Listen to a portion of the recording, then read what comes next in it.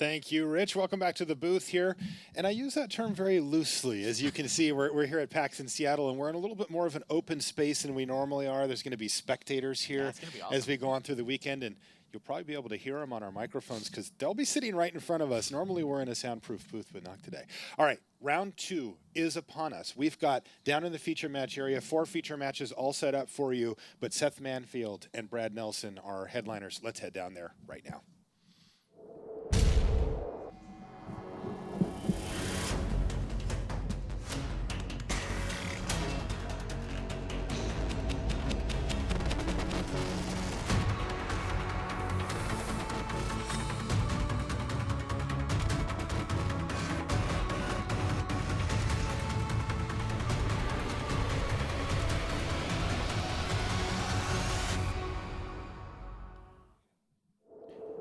Hello and welcome to coverage of the Magic World Championship from Seattle, Washington. I'm Marshall Sutcliffe. I've got Randy Bueller and Ian Duke with me, and we're ready for round 2 coverage. Let's meet our players. Seth Manfield, United States, top pro points at large. Brad Nelson, USA, top pro points, North America. A lot of pro points in our main match here at large and North America here, which means these guys scrapped together quite a few. Let's take a look at Seth Manfield here, our player on the left. You take a look at Seth. Jackie described his deck earlier as your typical Abzan Eldrazi ramp deck. I don't know how she kept a straight face. This deck is insane. Yeah. 2 Ulamog's Crusher and an Ulamog. He's even got the Eye of a Ugin. To search him up? And He's make got him cheaper? 4 bounce lands. He's got 5 ways to put spawn tokens into play. 4 bounce lands? 4 bounce lands. That's aggressive. 2 Basilicas, a Sanctuary, and a Rot Farm. So in addition to being an Abzan Eldrazi ramp deck, it's also a 5-color deck. Right. So this is my kind of deck. This is what I want to be doing. The Suns, Alloy Mirror. Let's take a look at his opponent, Brad Nelson. What is he up to, Ian? So he's got a more traditional blue-white affinity style deck. He's got a couple powerful cards, Argent Sphinx. He's got the Cryptic Command that we saw going around in the draft earlier. That's where it landed. Yep, and then just rounding it out with some Frogmites, a Glinthawk Idol, a couple Rune Servitors. So it looks solid, but not amazing. Nothing really standing out to me as super powerful in the deck. I have a question for you, Ian. Does it look consistent? It does look consistent. Okay. Yes. Because that is going to be a big question here is if Brad Nelson can get off to a nice, consistent start, leverage, his 2-color deck here to put some pressure on Manfield while he kind of messes around with his mana and his bounce lands and his clunky stuff. But it looks like Brad has a particularly not aggressive draw here, as his first play of the game was a Spellskite, and his second is a Blinding Soul Eater. He's mustered, 1 power after turn 3 and 5 mana. And Seth with the Restless Apparition, they can go to 5/5 and just pound through that stuff. So somehow Seth has found himself as the aggressor. And Brad says, I'm not blocking, and I'm going to take a couple of damage here from your Restless Apparition. You can see it gets massive. 5/5 if you pump it. You can do it multiple times if the mana works out for you, though, as you can see with the number of colors that Seth is running. That's probably not going to happen too often, but he's already got the first pump in the bank here. And Seth is now in the tank, thinking about how he wants to develop his board, and he's going to arrest the Blinding Soul Eater here. Now, of course, Brad can pay 2 life here to redirect that over to the Spellskite. Look at Palaka Worm. Yeah, you can get a snapshot of how crazy deck. his deck is here. What is he doing? He has Restless Apparition on turn 3 with the ability to pump it, and he's running Palaka Worm in that same deck. Oh, Seth, that's great. He's splashing green for Palaka Worm and Nest Invader.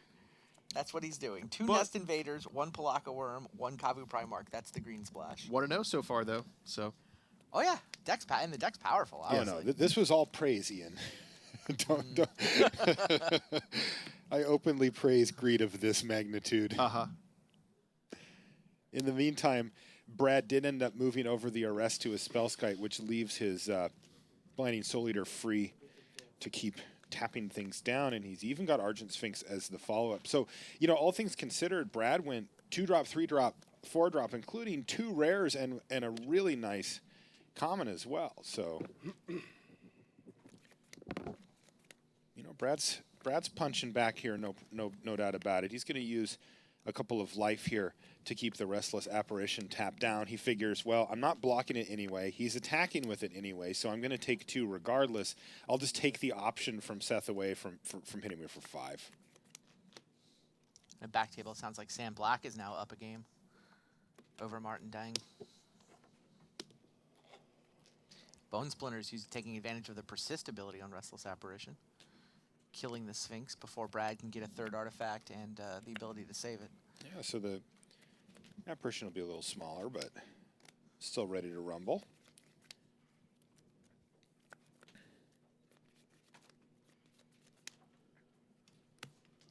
Brad, not with too much aggression just yet, but he does have his Cryptic Command in his hand, which I think is going to play a key role at some point in this game. Yeah, what occurs to me here, Ian, looking at that type of game plan is that Brad really wants some pressure here, right? Because, if Seth is playing these huge bombs, we talked about the Ulamog's Crusher, the Palaka Worm, that's a kind of strategy that Cryptic Command can just destroy. But not if Brad's just sitting there doing nothing, right? He needs to be applying some pressure and kind of working towards a goal. And this turn, he certainly did that. He's added an Aethercast Knight to the board as well as the Gust Skimmer. Big thing that's been going on here is that Seth has been stuck on 2 lands for quite some time. Yeah, one of them was a bounce land. Yeah, right, which is how he got to 3 mana. Yeah. So he wasn't completely helpless, but he's been scuffling a bit. He has. Now he's casting a Spectral Procession this turn. Yeah, he finally came up with a 3rd land, a 4th mana. Yeah, we'll hopefully find him some Spirit Tokens, but in the meantime, the old standby, some sleeves we'll have to do. But those are 1/1 flying white Spirit Tokens. There they are. Much better. And those are going to help out quite a bit. Yeah, pretty effective against Brad's deck. He, unlike Mike Sigrist, who we saw earlier from the same draft table, Mike got most of the flying creatures for this archetype. Brad did not get as many. Of course, we saw the Argent Sphinx, which was taken care of already. But aside from that, Brad does not have a lot of ways to deal with these 1/1 flying Spirit Tokens.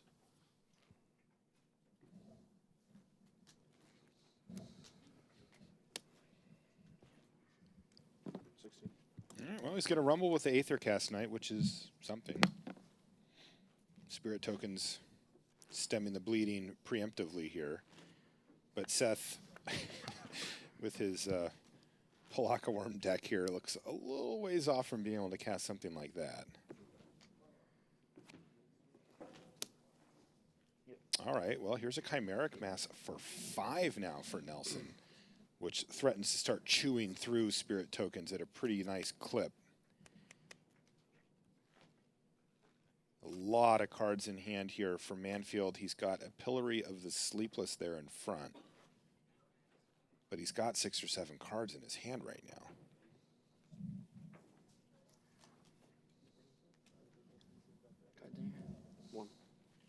Looks like, with no green mana, Necrogenesis, Kavu, Primarch, and Nest Invader are all off the table here.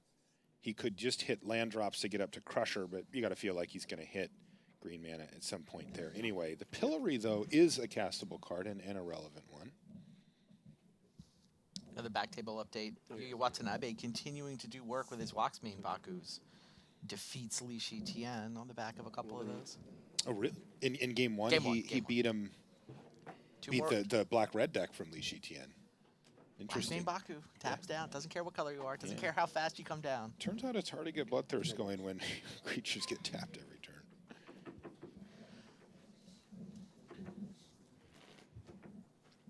Take a look at Brad there.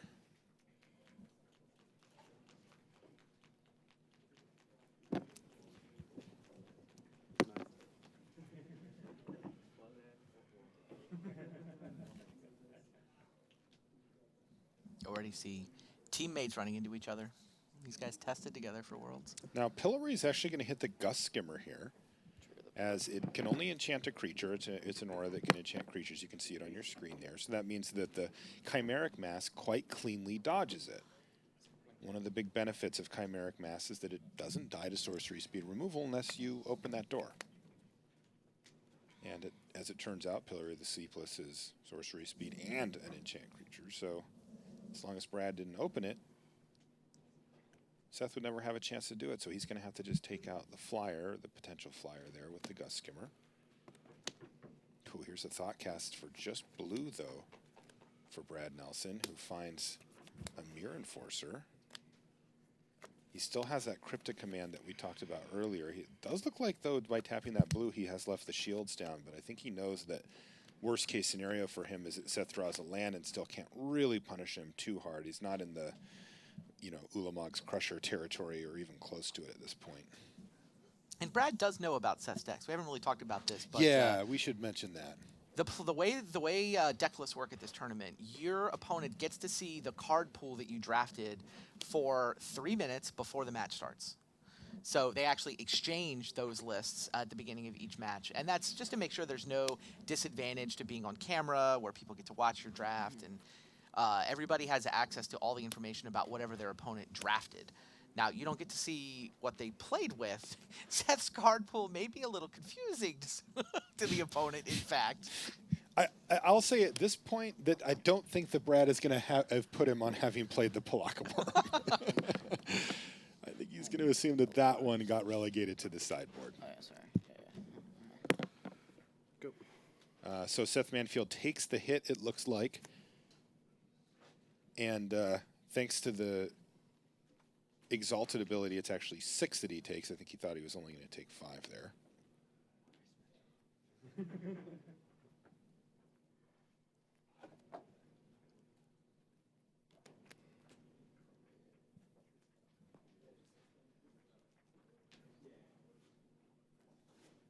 Combat.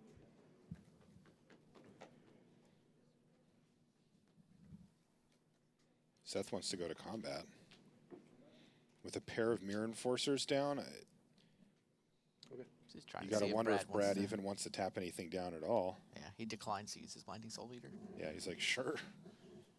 Send him in.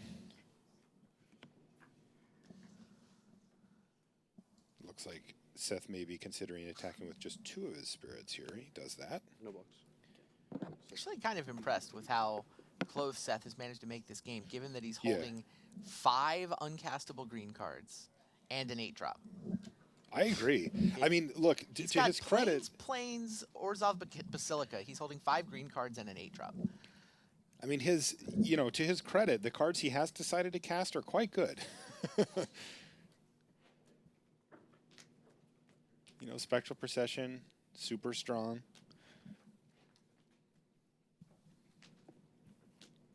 He's got a lot of value so far out of that Restless Apparition down there. Another back table update. Sounds like Jacob Wilson with a Tribal Flames pointed at Tiago Saporito's head takes game 1 of that match.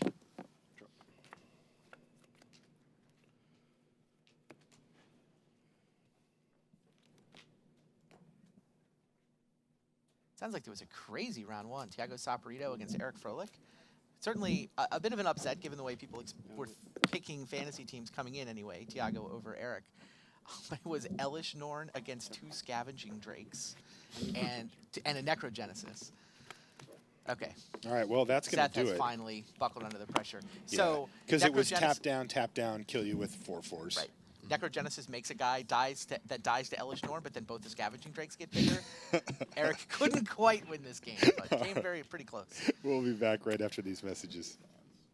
Friday Night Magic has expansions that include all formats. Be ready for Standard, Commander, Legacy, or even Conspiracy drafts. Check out your local store for details and share your FNM stories by using the hashtag MTGFNM. Visit magic.wizards.com/FNM for more information. Start on your road to the Pro Tour by playing in a preliminary Pro Tour qualifier. With more than 2,000 locations running events, you're sure to find one near you. Visit magic.wizards.com/PPTQ for schedules and information. And welcome back to the feature match area here at the World Championship at PAX in Seattle. Let's take a look at the table you see on the right-hand side there.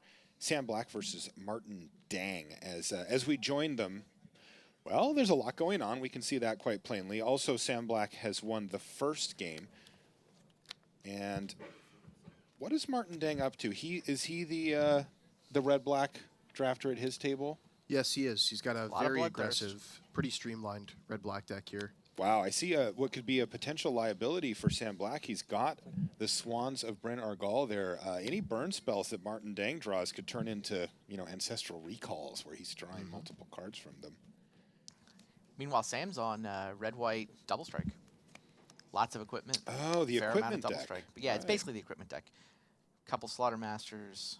I see there's a Sunspear Shikari in the graveyard already. That's one of the key pieces. All right, but it looks like we've come at just the right time as Martin Deng has mounted a massive offensive here. And we do see Swans blocking a Blood Ogre. He's going to draw 3 cards here on first strike as well. This could affect combat, but The first strike damage is reduced to 0. Or Wow. reduced to cards getting drawn anyway. yeah, about the biggest 0 ever. Right? Draw 3. Imagine if you could sacrifice your Blood Ogre in this board state to draw 3 cards. Probably do it. There's also a chump block with a Flare Husk on the Gorehorn Minotaur. And not the ideal follow-up play here for Martin Deng. And still kind of not the ideal one. He did some things here. It's not like these are dead cards, but they're not great. Vampire Lacerator, Vyashino Slaughtermaster. These are his 1 and 2 drops that he'd much rather be playing something much bigger. Does he have any big bombs here, Ian? Did anything jump out to you on his list that was kind of... I see 2 Gorehorn Minotaurs. That's nice. Yeah, it's mostly just consistency here. He does have a Thunderblust, but Okay. it's not... Yeah, you wouldn't call that a bomb. Yeah, certainly wouldn't call it a bomb. Okay.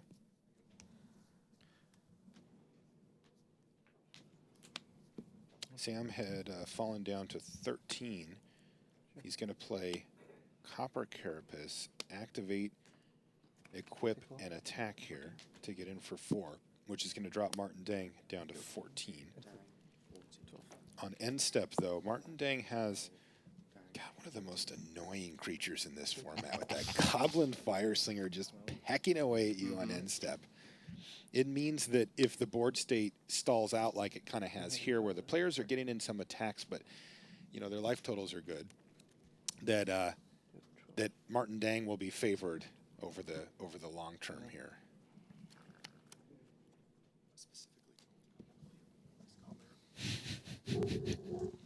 I'm now being openly heckled while on the air. Yeah, this is going to be interesting with the open air booth here over the course of the weekend. I think I'm. Hey, there's that Thunderblast you just mentioned, Ian. Eric Froelich coming over to Did he win that round? wish us luck in the booth, I think is what he was trying to say there. He did win that round.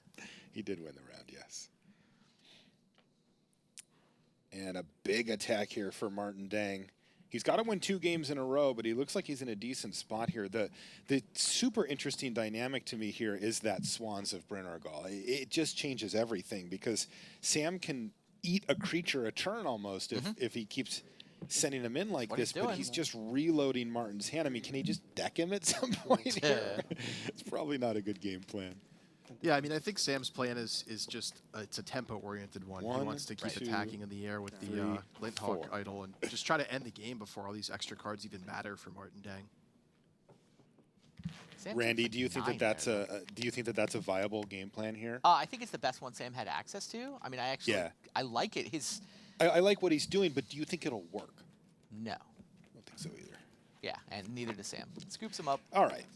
Yeah, when you let your since we came to this game, Martin drew 7 cards off of those Swans. 7 extra cards.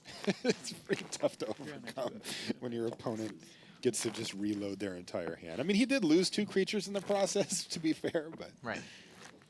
It turns out he drew a couple extra.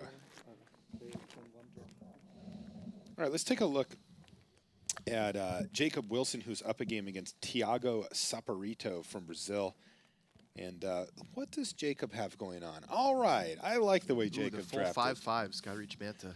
Got the 5 colors. It was exciting to see, I agree. It has unfortunately fallen to the ground. Oh, crazy. It was Tiago who was on the double scavenging Drake side of that Elishnorn fight against Ephraim. Double Scavenging Drake got there against Elishnorn. And now Jacob also has an Elish Norn? Wow, this is What? Tiago's gotta except say, for what he is going doesn't on? have the Wow. scavenging drakes this turn, Right. or this game, I should say. And This is the second round in a row where Tiago Saprito has had to play against Elish Norn. wow, and Jacob's actually tapping mana here rather than attacking because he's got a Mold Drifter. It's a 4/4 and 4/4 Mold Drifter. Yeah. Quite the Yeah. barrel There's elemental. the handshake. wow. Well, we've had really good timing coming into these matches. We get to see the big flurry finishes as they wrap up, and that was matched there for Jacob. Jacob's deck looks sweet. I want to see more of that. We only got to see like 10 seconds there, but it was a pretty awesome 10 seconds. I agree with you, Ian Duke. I'm on board for more 5-color. Yeah, those scavenging drakes are an interesting card in the format too. We Wow, this is see actually them now. sometimes good, sometimes not. We're down to 2 matches in the feature match area because Yuya has finished off Li Shijian. Yuya just trucking right along. Yeah, 2-0. It's Worlds. He's good at this tournament. We knew it coming in. Everybody did. You mentioned it. You know, so a lot of people get a group of friends together and do, you know, a fantasy draft Right. for Magic, which is really cool, especially on a you know, tournament, a 3-day tournament like this where it ends at some point and it's not this season-long commitment that you'll get with some sports-style fantasy drafts and kind of pick your favorites. And a lot of people had Yuya. Very I'll say high. this. I read all the tweeted fantasy drafts I could find, all the ones on Facebook. I never saw any first picks other than Yuya. Like, seriously. Unanimous first pick? Every single draft I saw had Yuya as the number 1 pick. Wow. Do you know how hard it is to get that many Magic players to agree on one thing? That is a minor miracle. All right, let's get underway here. In Game 2, Brad Nelson won Game 1. I think he got to kind of still had all these a Cryptic Command in that game, too, so he was way ahead. Seth Manfield, of course, had some fairly major mana issues in that Indeed. game. Looks like both players have smoother draws this time. Seth we saw Plains and Golgari Rot Farm, so he at least has all of his colors.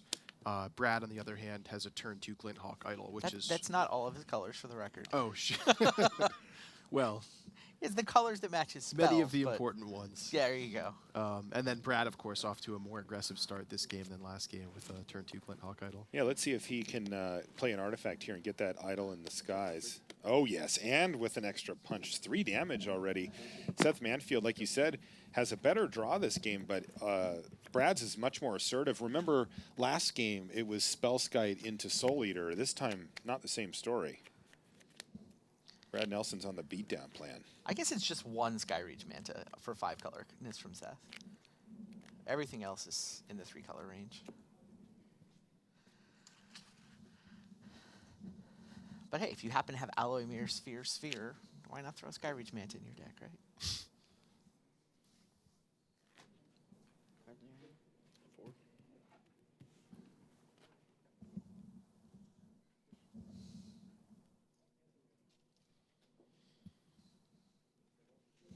Palaka Worm on board, right next to Restless Apparition.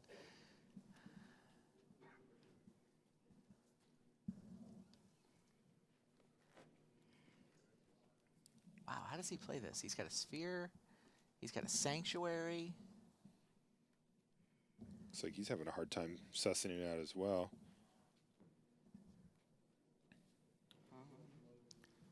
Yeah, a bit of an awkward hand with the bounce lands that he's got here. I think he probably just wants to play the Sphere and play the other bounce land and try to just race up to his big game.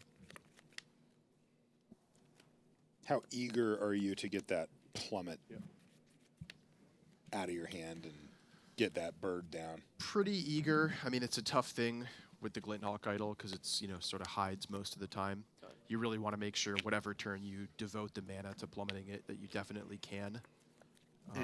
I mean, I think it's extremely likely that the Glint Hawk Idol is attacking the next couple turns, given Brad's deck, but I think Seth just needs to prioritize getting up to his expensive spells. That's the only way he's going to win the game. All right, another 3 damage from this Glint Hawk Idol thanks to the Exalted. He also gets the free activation there thanks to the Rune Servitor, which is, well, you know, adding to the board. Moving things along. Not a huge turn for Nelson there.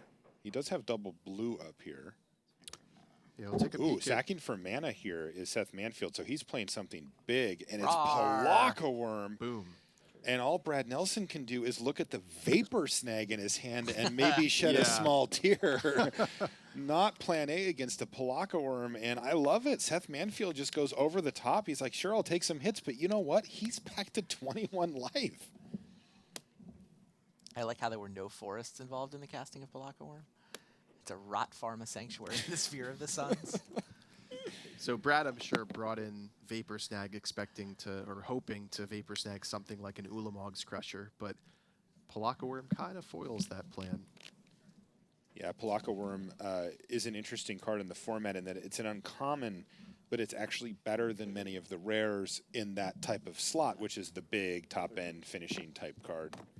Meanwhile, Palaka Worm crunching for 7 damage, and Brad Nelson, with no great way to deal with it at the moment, he is going to have to find something to deal with Palaka Worm in the next 2 to 3 turns, or it's just going to finish him off. He does have answers in his deck. He just needs to find them. You know, one scenario that could happen is if he could find his Cryptic Command, that Vapor Snag does look a lot better on a Palaka Worm. And it is worth noting, I don't believe Manfield has another land, so I think he only has access to 6 mana and wouldn't be able to recast the Palaka Worm until he draws another land. So there's always the hope for Brad that he can end of turn Vapor Snag here, and then Seth just doesn't find another land in the next couple turns. Gives him some breathing room. He's still got to punch through that extra 14 life that Seth will eventually have gained. Yeah, I mean, even now, just thanks to the worm all by itself, it's done 7 to Brad, and it's put Seth Manfield at a comfortable life total, currently at 18. And Brad Nelson just out of gas here. Yeah. Yeah, it looks like Seth's decision to just go big early is really going to pay off for him here. He also does have plummet mana available this turn. It looks like Brad's not going to offer it. He's attacking with his Rune Servitor. Pretty tempting to just take this here. You know, it looks like a situation where Brad Nelson just wants to get that card. Well, Exalted means it's a 3/3. Yeah, but I mean, he's got a double block available. I just wonder if you want to take it. Another card off the top for Manfield obviously isn't awful either, so it's just, it really does feel like if the status quo is maintained, then Seth Manfield's winning this game pretty easily. All right.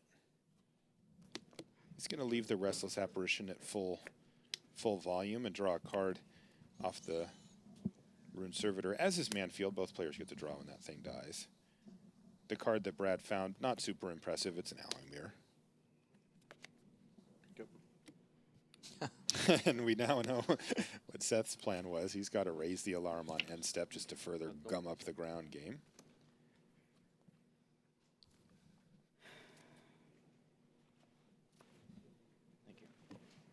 And a couple of soldier tokens are going to hit the battlefield.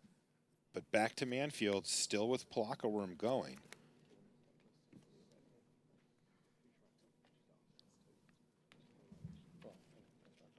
Now, Nelson actually has worked himself up to 7 power, right, on the battlefield now? About 13. If he can activate his Glenhawk Idol. Yeah, Could I go mean, for the... the quadruple Really? block or whatever. I think trading away his entire board for the Palaka Worm well, is not a he would winning get to play. keep 1 creature. Sure. Even so. I think your point still stands, but he would get 1 creature. But I'm actually taking a look at Brad's pool here. I don't see a lot of great answers to the Palaka Worm besides actually beating it in combat, which... So is it Vapor Snag it and then Cryptic it on the way back down? Is that his... Considering that he's already got the Vapor Snag in hand? that's one possible solution. He does have access to a Dispatch somewhere in his pool. Okay. So he's drawing a little thin here, let's say.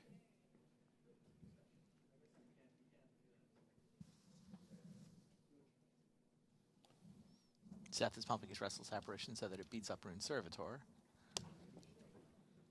Vapor Snag targets Restless Apparition. All right. It doesn't feel like this is a route to victory for Brad, but it is a short-term gain for him. And keeps it away for a while, given Yeah. that Seth tapped all his mana for the pump. Absolutely.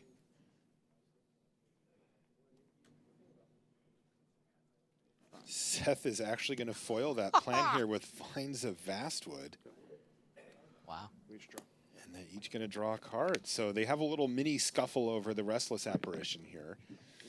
But that's really the secondary threat for Manfield, who still has a Palaka Worm rocking and rolling here.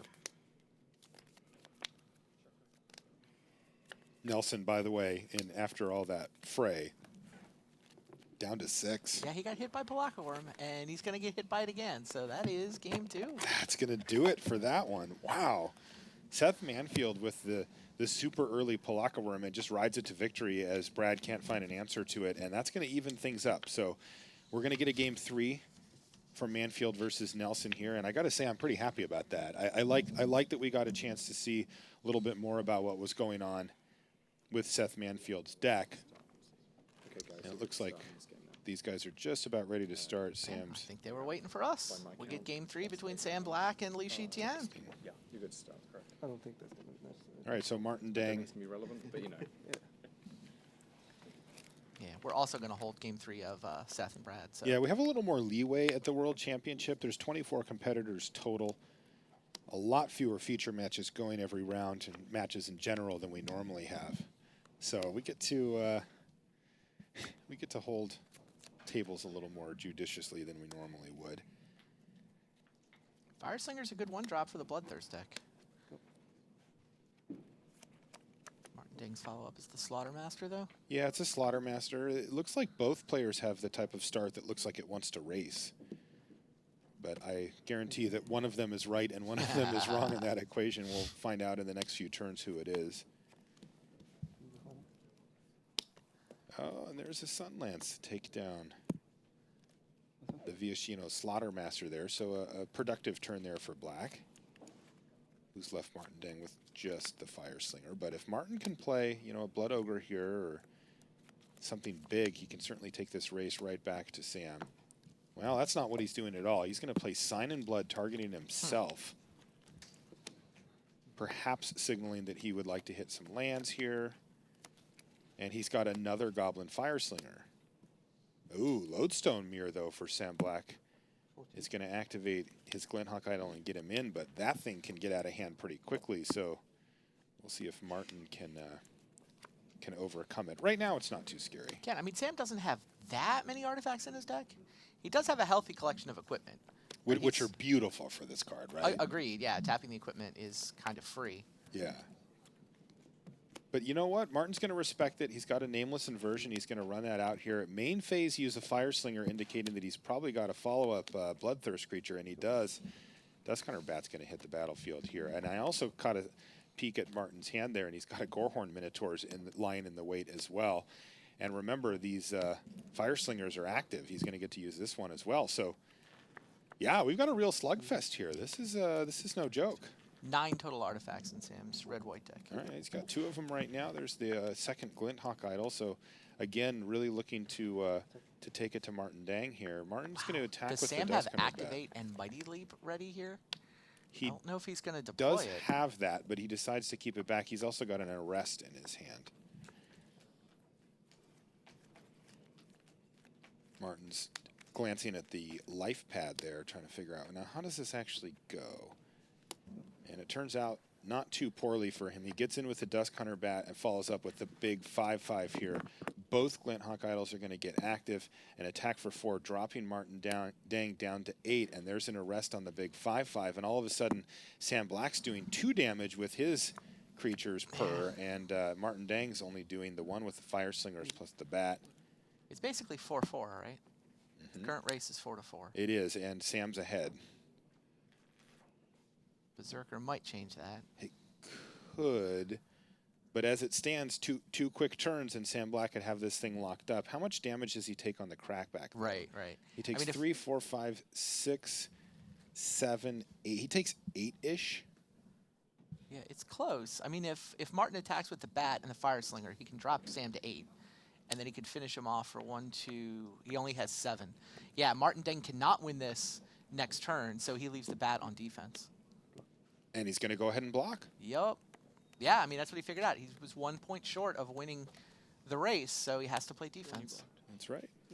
And the one you blocked is going to get hit by the Mighty Leap, so that means it's just 2 damage hitting Martin Deng, dropping him to 6, and also creating a 2-turn clock for Black, which is advantageous for Deng here. Right. Who's going to crunch for 3, dropping Sam Black down to 7.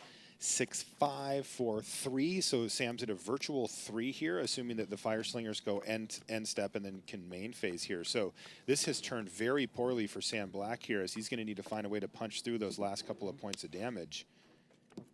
Yeah, and Martin Deng is happy to just block with his Dusk Hunter bat again here as well. I like that from Martin. He's recognized that that isn't the way that he's going to win. He's got the Fire Slingers to drop you to 5, and he's actually just got lethal here. Yep.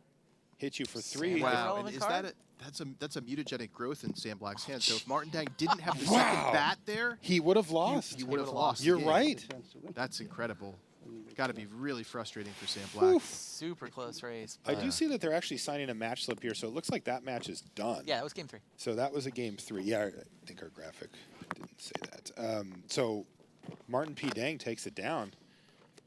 Wow, I like that. We, compared to the other matches that we've seen, it hasn't been quite the same. Looks like we've just got our one main feature match, and while we were perfectly willing to hold them, we didn't have to. We didn't have to. It turns out when 2 players just throw a bunch of damage at each other, the game tends to end pretty quickly. So we're going to get a natural beginning to our main feature match here. You can also get a decent look at our feature match area there. It's open to the public. If you happen to be coming to PAX, you can go down and check it out. Yeah, not today. Not today, though. PAX is not yet open. Yeah, it's a little different today. Tomorrow's going to be a zoo. Today's kind of quiet. Our view from our commentator table here, we can see the back of a lot of chairs, and I also can see Rich Hagan and Jackie Lee over at the news desk, and yes, I can see you, Luis. And down in the feature match area, they're actually on a different floor from us here. So that's how we're able to be out of the soundproof booth and instead out in the open. And what that means is we're going to have a crowd in front of us tomorrow. And I know back in the day, Randy, you commentated some PTs and stuff with a crowd there, and I was always like, oh, that's kind of cool. And they're more fun that way. Yeah. I'd rather have open air, interacting with the crowd, kind of feeding off that energy. The tricky part is just, obviously, you can't let the players hear what's going on. So how do you set up? Where do you put the speakers so the crowd can hear and the players can't? And as it turns out, the answer is take over an entire building. Floor 1. Put them in a different floor of the building. Yeah. All right, so it looks like these guys are just examining their opening hands, but we should get game 3 underway here momentarily. Uh-oh. That is not the look of somebody who loves their hand. You need to make a decision. Bottom. Oh, that was the scry. So Seth had mulligan. Ah, and so doing he the was post actually, mulligan scry. he was tormented on whether he should do top He or pushed. bottom there. He And pushed to the bottom. He did. All right, good start here for Seth Manfield with the Nest Invader. He's going to pass the turn back to Brad, who has done nothing. Turn 3, nothing from Brad Nelson here. So not what he wants to see. In game 2, we saw that he was able to get off to a quick, aggressive start. In game 1, he didn't, but he still found the victory as Seth Manfield stumbled on a bunch of mana. He's not doing it this time, though. He's going to miss a land drop, but keep the mana flowing by playing an Alloy Mirror off of the Eldrazi spawn token. So we'll see how this plans out for him here. The Alloy Mirror is a pretty nice target here, though. And unfortunately for Brad, he's a turn late on his Blinding Soul Eater. That would have been a nice way to keep that Alloy Mirror tapped down on his upkeep, but instead Seth gets to untap with some mana here. He's only got 3. Does have a land drop available to him as well, though. Yeah, both players with some awkward hands here. Brad clogged up on affinity cards without many early artifacts to play. Seth, on the other hand, stumbling on mana a little bit, but with a pretty powerful hand if he can get there. Yeah. Well, this is interesting.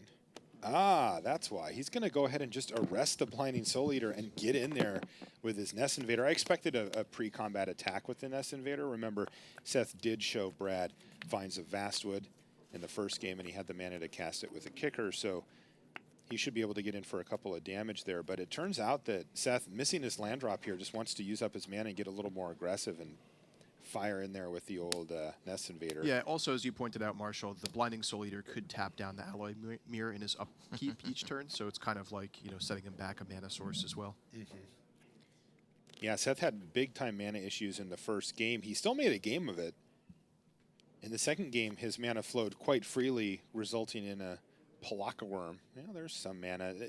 Sphere of the Sun's not what you want to see ideally, but he'll take it here as it's going to allow him to at least start deploying some of the things from his hand. What does his hand look like, Ian? You talking about Seth's or? Yeah, Seth's. Yeah. Let's take a look at that and see what he's got. Well, He's got some situational some cards here. stuff. Yeah. It looks like if he can keep the mana flowing. Oh, look what he went for. He went for the Kavu Primarch here instead, using the Convoke ability to sort of dodge the fact that he's missed land drops here and make a 3/3. Ooh, here's a Thoughtcast, though, for Brad Nelson. He's only had to pay 2 mana for it. But it does look like if Seth can overcome his mana issues, by the way, double Thoughtcast turn here for Nelson. So reloading his hand but kind of spinning his wheels as far as actually getting his game plan online. But Seth does have a lot of cool interactions there, right? Like, you know, he's got Conclave Phalanx, which can get him some life back, plus an Otherworldly Journey, which can do it again. He's got Dread Drone to help keep the ground down. Now, what he doesn't have is one of his big finishers, but the Dread Drone plus a few lands plus a Sphere of the Sun should set him up to actually be able to cast something big if he draws it at some point here. All right, Darksteel Axe and There's the Dispatch. And he's going to take down a key mana source That for is Manfield. brutal. That's huge. Nelson, a mean man, goes right for that alloy mirror there and says, Seth, you better draw some lands and quickly. And if Seth doesn't, this game could be over pretty fast. The rough part, of course, for Seth as well is that he's not drawing the requisite number of lands, and also his mana's not that great anyway. You know, he's got the Palaka Worm, Spectral Procession, Splashing Black or whatever deck going on here. Yeah, he does have a Sphere of the Suns this turn that he hasn't had a chance to deploy prior to this, but if he's not hitting his land drops, then playing ramp spells, you know, isn't really helping him that much. You know, it's interesting, Ian. He actually could have played that last turn. He chose a Primarch instead. Right. Which is interesting because I think he thought, okay, well, my alloy mirror's not dying. Like, you know, Brad had a chance to kill it, didn't. Yeah, I think he also sensed at the time Brad was sort of out of gas there, so getting onto the board and kind of leveraging the tempo makes more sense. But then we saw Brad top deck Thoughtcast into another Thoughtcast, and just now he's got plenty flowing. Yeah, reload. Though he did seem to deploy most of his cards that turn, that last turn, as his Gusskimmer and Glinthawk Idol are what he's got left. Frogmite, though, picks up an axe and rumbles. That's going to prompt a trade from Manfield here. He's just going to trade off the Kavu Primarch, it looks like.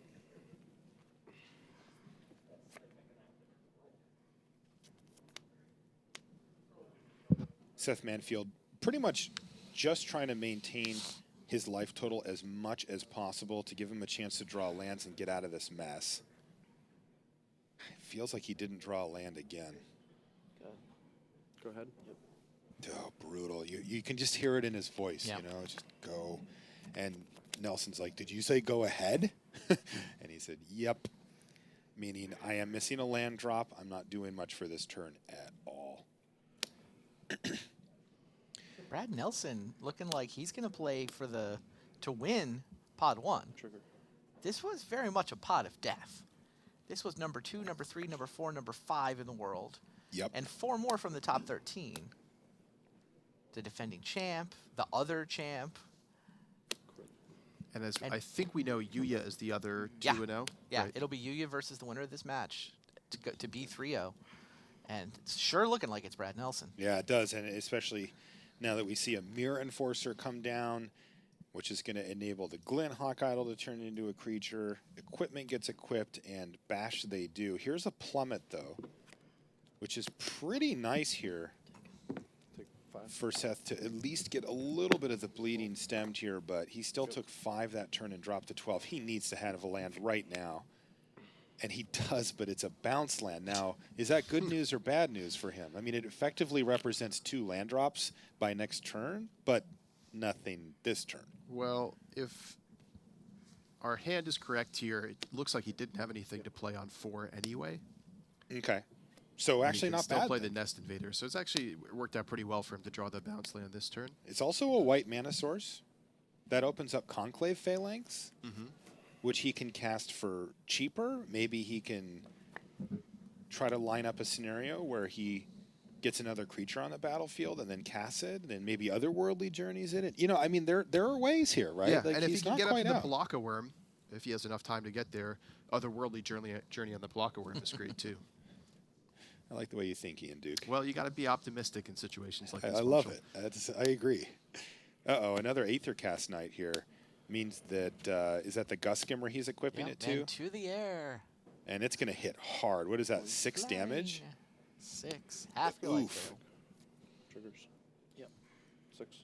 Jet 6. Oh, yeah. So this is all of a sudden become a game that is very narrow in scope, as Brad Nelson is going to be able to present a lethal threat next turn with flying, and Seth Manfield is going to have to start doing stuff now. The Conclave Phalanx will get him out of dead range, so that will buy him a turn. The Otherworldly Journey could help too, right? That could buy him a turn. But where does it end for Seth Manfield here in the second round? Brad Nelson knows his plan. He's got it all lined up.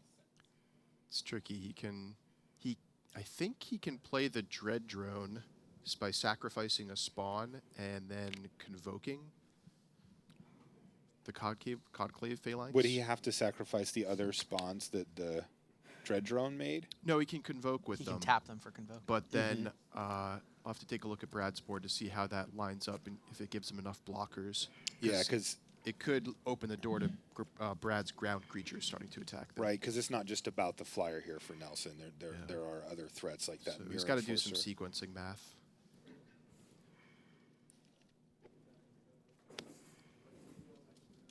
He's certainly looking at the Dread Drone. Brad Nelson's effectively tapped out here, so he does have free reign as far as that goes. No counter spells or anything like that. So the advantage of playing the Dread Drone first is not only does he get the extra, he gets to spend his mana and get more creatures in play, but Conclave Phalanx gains life depending on how many creatures you have on the battlefield. So So he could net a creature or two here. he can gain more life by doing it this way, as well as spending his mana more effectively. But again, it does leave less blockers untapped, and that could open the door to Brad attacking with his ground creatures as well. But then he doesn't get the Exalted triggers off the Aethercast. That's Knights. also true. And it seems like you leave Dread Drone untapped as a blocker for Mirror Enforcer. Yeah. Tap the other 5. He's sacrificing. He's not done. More life, more creatures. He's also going to raise the Hey, alarm. he's going to raise the And alarm. now he gets white Oh. creatures for the Conclave. That's very interesting. Yeah, he I had didn't the even white see mana that from the line. sphere, but yeah, even getting an He extra. turned to 1 more creature profit this He way. did, yeah. Yeah, and I like your line, Randy, of leaving back the Dread Drone. Well, he as gets to leave a potential Nest block. Invader in addition now, because he's up another creature from that raise the alarm. Well, but he's got to cast tap 5 here, right? Yeah. Oh yeah, he tapped the Sphere of the Sun. I was thinking. That's Sphere right. was He his- to cast the raise the so alarm. it's still leave the Dread Drone. Yeah. But what does this have him gaining? 6 life here? 7. 7 life? This is a heck of a turn for Manfield. The question is this him turning the corner or is this him delaying the inevitable? Well, if he can survive the turn here with the Phalanx, he has the option then to Otherworldly Journey it Right. and gain even more life from a second enter the battlefield trigger. Or, depending on how he draws, he might be able to get up to the Palaka Worm in time. I feel like you want Dread Drone on defense here. Yeah. Yes. Play this. 7. Yeah. You're at 13. Nelson knew exactly what was coming. That was a ridiculous turn for Manfield, Yeah. though. But is it From enough? somebody who was so far behind on mana, he cast a Dread Drone, many a cards? Phalanx, and a Raise the Alarm in 1 turn. Okay. Brad not interested in trying to brawl on the ground. Sticks with his flyover Yeah. for 6 plan. You know, super important here, too, that it was 7 and not 6 life Right, gained. right. It was a whole turn. Yeah, that raised the alarm and Dread Drone were worth it. Yeah. Like, if he doesn't maximize every point of life gain there, and he finds himself at 6 or lower here, he could just be dead next turn. Now, the otherworldly journey throws a wrench into the works here, but still. There's one So spawn left, right? I think, So it only has 6 mana. yeah. Which I'm fine with. I'm gonna have to pee. Well, you heard it from the man himself. Little break here for Brad Nelson. He'll be right back. But in the meantime, It's like, I'm going to go to the restroom while Seth figures this turn out. yeah. Because he's probably going to take a while. Yeah, Seth is a pretty deliberate player. You know, you heard the judge nudge him a little earlier about, you got to make a play here, buddy. But Seth knows how much is on the line for him here.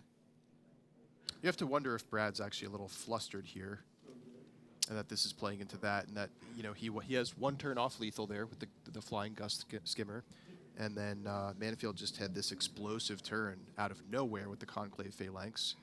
Looks like he may be working his way back into the game. It's kind of a stressful situation. Oh, I agree. And you mentioned it a minute ago, Randy, that things were looking very good for Brad in this game and putting him potentially in the finals of his first draft here at the World Championship. And what an amazing start. And it's Brad for Nelson, Brad. right? If Brad gets multiple wins out of a draft format, that's spectacular for him. Obviously, not exactly known for his limited skills. He's really made his living, and not only known for constructed rather than limited, but he did not play any of those Modern Masters Grand Prix.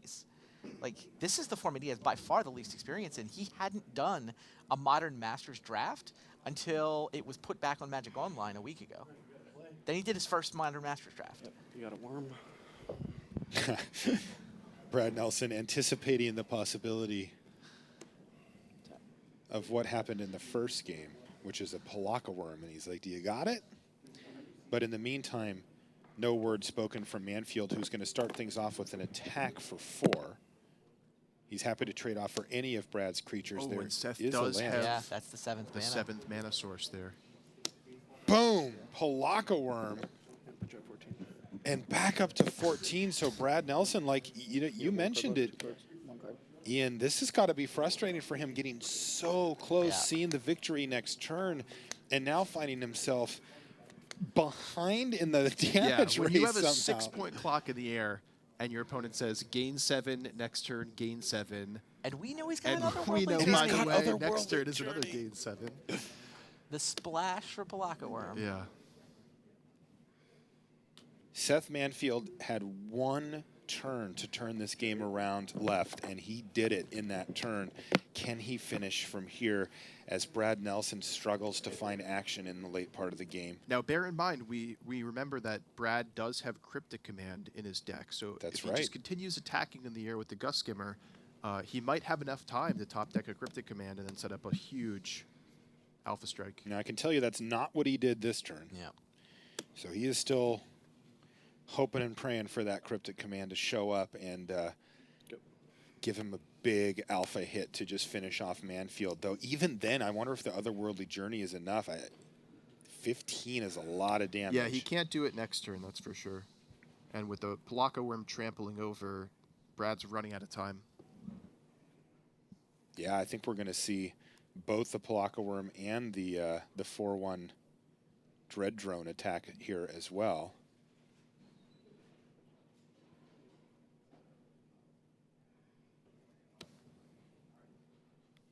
This has been one of the most back and forth explosive games. I mean, if you think back to the beginning of this game, both players stumbling in huge ways. Seth on mana, Brad Nelson the other way getting flooded. Then we saw Thoughtcast into Thoughtcast from Brad Nelson, just vomiting his hand onto the board. And then Seth with these crazy plays with Convoke to get himself back into the game.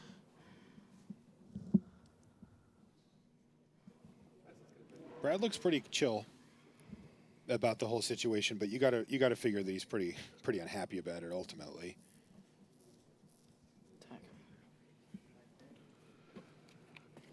Let's turn them all sideways.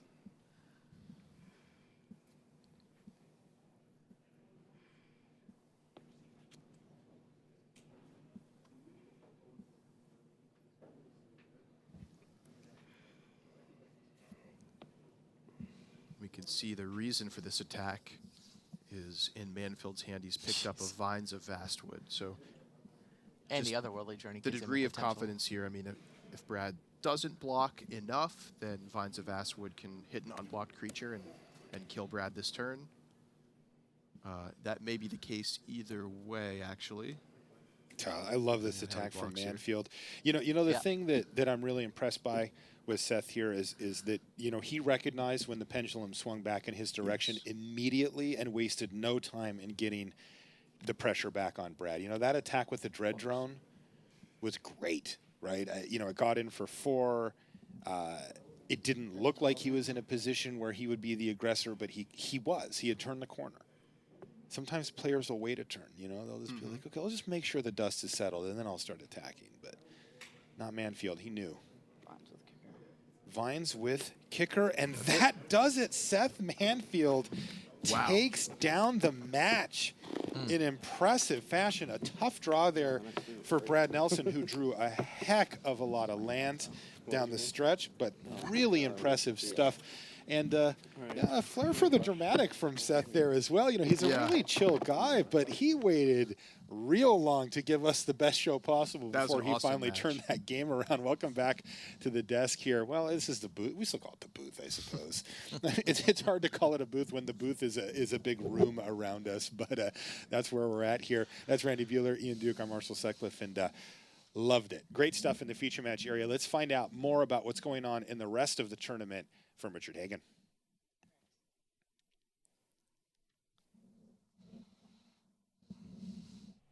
All right, thanks very much to Marshall and the team there, bringing you some red-hot MTG action in round number 2. One more round of Modern Masters still to go. Let's fill you in with the scores, because every round's so critical. Only 24 players, 14 rounds across 2 days to cut to a top 4. Let's look at our draft pods. We begin with our feature match table. So Seth Manfield, you've just seen go to 2-0 at the expense of Brad Nelson.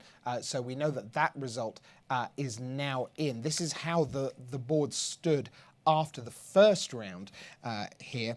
So Manfield 2-0, Nelson 1-1. The other 2-0 player at this table is Yuya Watanabe, making a great start. He has not always started well in this tournament in draft, but he is 2-0. He defeated Li Shichan in the Asia-Pacific matchup there. Mike Sigrist, the player of the year, is underway with a win. He is now 1-1, as is Paul Rietzl. And that means that your 0-2 matchup at that table will be Andre Strasky against Shahar Shenhar. The 2-time world champion is 0-2 and in a deep hole already. Can he come back? Right, let's move to our next draft table. And this features Sam Black up against Martin Deng. If we take a look at draft pod number 1, Sam Black was against Martin Deng, and it was Deng who won that one. There you see, he is at 2-0. Black loses with his blue-white affinity deck. Paolo Vita Dama Rosa, I've got to say, hats off Sean McLaren. We thought Paolo Vita Dama Rosa had arguably the best deck in the building, never mind the pod, with his 4 Nameless Inversion, 4 Thief of Hope, 4 Scuttling Death. It was a constructed deck, so well done. That match went very long, but McLaren edged it 2-1. He will face Deng to win the pod. Magnus Lanto, you see there, is 1-1 at the expense of Alex Hayne. And Owen Turtenwald, a lot of people think that he will do very well here. He is underway 1-1, which means Kentaro Yamamoto, the 3rd blue-white player at that table. He thought his deck was terrible. It's 0-2. He's lost to Black. Now he's lost to Turtenwald. He has to try and scrape a win from somewhere. Our 3rd and final draft table then. Let's take a look. And here we've got Martin Muller, the young Danish World Magic Cup team captain. He is underway at 2-0. Great job by him. That's because Jo Larsen, teammate, was beaten in the last round. Thiago Saporito is now 1-1, and that means Jacob Wilson is 2-0. So it will be Muller against Wilson for the pod. Steve Rubin is underway with a win, which puts Ari Lax to 0-2, and that means it will be Lax against Antonio Del Moral Leon to see who has to go into Constructed without a win to their name. All right, but on there you see that Eric Froelich is underway at 1-1, so nearly player of the year. Right now, he is the world number one, and yesterday he came to the news desk to have a chat with us on the eve of the World Championship. Hello there. I am here with Eric Froelich on the eve of the World Championship. Now, Eric, what's it been like testing for you? Who did you test with, and how prepared do you feel coming in? I tested with Shahar Shenhar, Braden. and he's typically done well in Worlds. I assume that's mostly Done well in Worlds, yes. it's mostly attributed to luck and not preparation, I'm sure. But at the same time, teaming up with him seemed to make a lot of sense. We're friends, and obviously he's great at Magic. And we teamed up with some of the Channel Fireball guys, who are, I think, the best playtest team in the world. It's Louis Scott Vargas, Josh Utter-Layton, Paul Cheon. So they've been helping us out, and it's been a lot of fun. So you got those deck lists just rock solid, locked in? I've been locked in for years. You knew what you were going to play in this tournament years ago? Of course. All right. This is the World Championship, Marshall. Like, you got to be professional. Now, No, what ab- I just found out that we are on the eve of the World Championships. I didn't even realize it was tomorrow. I don't have any decks yet, but we'll figure something out. you might meet with Shahar after the interview and have a little chat about what you want to play? That is the plan. You guys are taking up a lot of our time. It's pretty unprofessional, but at the same time, we're here. We're trying to do your job, make it a little bit easier for you, a little bit harder for us. We Well, understand that. We that's where our certainly time's needed. appreciate you taking that valuable testing and maybe writing down your deck list time away.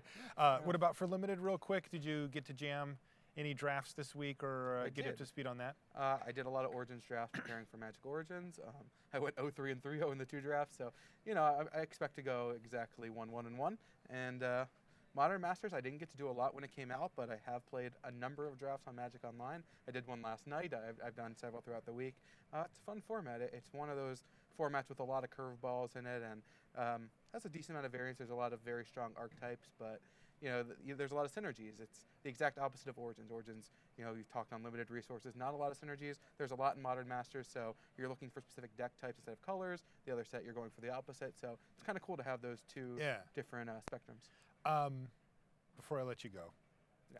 are you feeling good or great about your chances at the World I am. Championship? No, it's a Magic tournament. I've been playing Magic for 20 years. I'm excited to be playing in the biggest stage.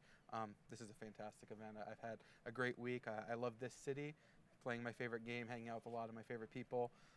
And at the end of the day, I'm looking to have fun and win as many games as I can. And it's kind of one of those come what may tournaments. Like getting here is so fantastic. Winning is of course better, but it's going to be a great time. I anticipate doing pretty well, but you're playing against the best players in the world, so a lot of it's going to come down to little edges here and there. And so, at the end of the day, there's going to be a great player on top. I hope it's me, but there's 23 other guys who are going to be tough to beat. All right. Well, good luck in the tournament. Thanks for taking the time.